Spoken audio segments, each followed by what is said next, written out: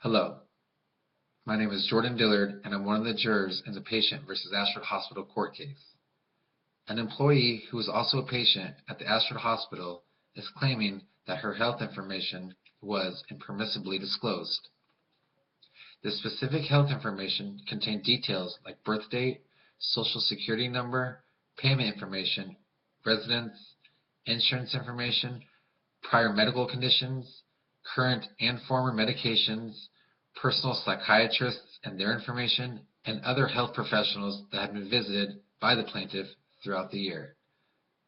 This operating room schedule email that was released to the employees contained this personal information. The plaintiff feels humiliated and embarrassed, not to mention worried for her safety that her personal information was released in such a manner. The plaintiff's immediate supervisor also received this information, knowing they were not supposed to.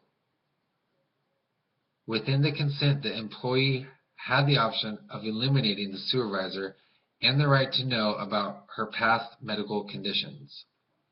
When situations like this arise, the organization needs to take immediate action and do everything possible to stop personal information from being released or breached. The supervisor did not have the appropriate permission to obtain this personal information. Therefore, the plaintiff is suing for $1 million. An employee consent form was filled out correctly 7 years ago, and this consent form did state that under no circumstances would the employee's information be shared in any way or made public. This employee was under the impression that her personal information would have been private and secure. This was done for reasons of not having past medical problems held over the plaintiff's head or to be judged in any way. This is violating the plaintiff's rights and also breaking a legal consent that had been filed through the employer. Consents are crucial to follow and not to break under no circumstances, especially in the healthcare industry. At the time of consent, both employer and employee were aware of what was being arranged at that time. It was made perfectly clear that the immediate supervisor was not to know the information disclosed in the consent. As this personal information was released or leaked, the employee immediately felt uncomfortable around not only her coworkers, her supervisor, her staff, but patients as well. This in turn made the work environment very difficult for the employee, and she felt out of place and judged by all that knew her personal information. She felt like she was being judged from her past medical history and the fact that she used to be on antidepressants some time ago. This prescription of antidepressants was Zoloft, which was taken once a day by the plaintiff and had no bearing on what she did at the workplace or how she acted at the workplace. A psychiatrist was seen on her behalf strictly because of a divorce and nothing else. A divorce is a personal matter and has nothing to do with the hospital or her employment. Being divorced does not make you a horrible worker or impair your judgment in any way.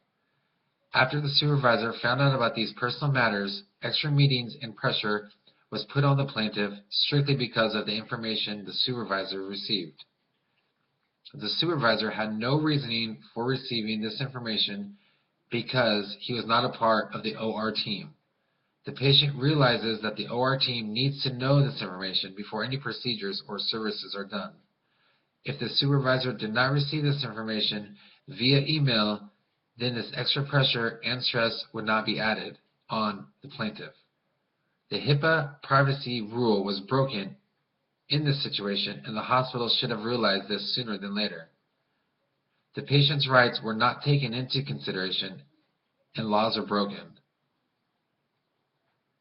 The plaintiff realizes that information like this can be released if it is a need-to-know basis or the employee signs a written document allowing this information to be released.